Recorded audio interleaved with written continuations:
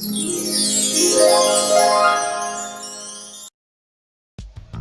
folks, it's Otaku Gunso, and I am back with another cooking video, so let's just hop right into it.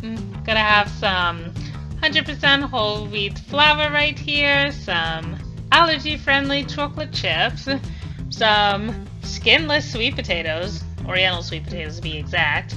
Then we have some water, and then of course we have our measuring tools, and some glorified rubberware, because can't live without it. Can't live with it. Can't live without it. Love it. Okay, then we have a food processor because these days we pretty much need that to live. So yeah, first of all, we're going to take this water and we're going to pour it right into the tea kettle. Right into this oversized, glorious fun house of a tea kettle right now. And we're going to boil it. And that's about 2.5 cups of water, which is pretty much what you'll need to get this recipe going. And wow, it doesn't take that long to boil, which is good, but it's so big and you'll have to clean it after every use. Should I downsize? What should I do? Recommend me a tea kettle, please. Okay, so here's how we're gonna do this. We're gonna take the cup and we're gonna use 2 of the flour, but we're gonna break it up a little bit. So yeah, here's what we will do. We will go in with the first cup of flour, and hopefully you won't get it in the middle like I did and then have to sweep everything off in the side and then get your hands all dusty and everything. I hate sweeping! Then we go in with the allergy-friendly chocolate chips. It's 10 ounces and we're going to use the whole bag. We used the whole bag last time. We're going to use the whole bag this time. We're going to go big, we're going to go home, and we're going to go all the way.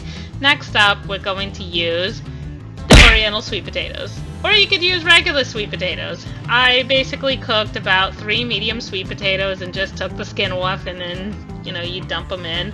I mean, I preferably like the oriental sweet potatoes because of the taste, but you can use regular sweet potatoes. We do not use sugar around here, so these brownies are pretty much going to sweeten themselves at this point. But anyway, we're going to go in with the second cup of flour. And as you can see, this is already starting to look like a cake once we separate it, so yeah. Ah, it's in the middle again! Why? Seriously! Oh my gosh! I hate sweeping! I hate it! With all my hate! Okay. Okay, so next up is the water that you boiled, and hopefully you let it cool down a little bit, that way you don't burn up your food processor. Gotta pour it out and around and all the way around the corners, and then you're going to put the top on and just let all that stuff go to town. Now, funny thing, the last time I did not boil the water and I couldn't get the chocolate chips to melt down or anything like that. You boil the water specifically so that they melt down, but oh crap, this looks a little bit thick. Looks way too thick. I need to wet it some more. It's literally like the icing on a cake right now. I don't want this consistency. I don't want it. So we're gonna go in with the secret weapon, which is nothing more than oat milk. Although you can use any plant milk of your choice, but I'm just using oat milk because that's what I have on hand. So yeah, we're just gonna go in with 1 cup of oat milk, and that's going to wet this thing just enough. Not too much, not too little, but just enough, because you don't want it to be too watery, but you don't want it to be thick, looking like icing to put on a cake or whatever. But, just a little bit. And of course, I'm having to scrape stuff off of the side, because, the little iridescent knife was in there, like, trying to test it and see this and that. So yeah, so now we're gonna put the top on, and then we're going to blend it together and just watch the liquid combine with everything else. Like I said, funny thing about, with the whole wheat flour and the sweet potato, there's a lot of fiber there. So, fiber sucks up liquids a lot, so you always have to use extra. I thought I had enough. I'm so stupid. Okay, but no. So now I actually got the consistency that I want to have. And it's not too watery and it's not too thick. And now I am ready for the rubberware. And I'm going to take out a nice spray bottle with coconut oil, because even though I really don't have to use coconut oil, I just spray it in there just to kind of make it a little bit easier, because they are going to be really fudgy and soft, so I want as least resistance as possible. Now, the spray things, really awesome. I recommend them. Like I said, I'm pretty sensitive to oil these days. I actually went without oil for about 1.5 years, and because of that, anything with too much oil will give me a stomach ache now. So, like I said, with the spray things, I really have a lot more control over how much oil is going into my cooking now that I use cast ironware for the most part and this rubberware stuff. But yeah, and as you can see, I am using the 1/4 cup. Not to measure it out so much, but just to kind of like have something to like scoop up and then like pour it in there or whatever. Although if you wanted to be technical, you could say like, oh, okay, well, you're putting 2 in there, so that's basically 1/2 cup that's going into the cupcake dish. Which, like I said, you could say that, but I'm just using it to make it easy. I'm just using it to make life easy. Not to measure, not for anything else, but I mean, if you want to do that, you could totally do that. But yeah, they're looking pretty nice so far. So, next up, we have, oh, look at how lovely they look. Look at all the stars and circles on the edge of the screen. Oh, they look so wonderful. Wow.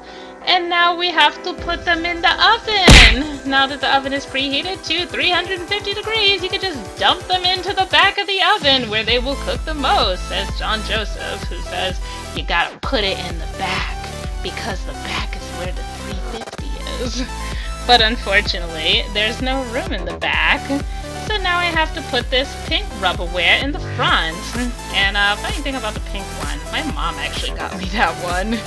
And yeah, she got a pretty decent deal on it. They look like soap dishes, but hey, I can't put it on the bottom because the pizza stone is there, and the pizza stone will definitely melt the rubberware. I don't want rubberware melted all over the place with chocolate and everything else. I do not want a big mess.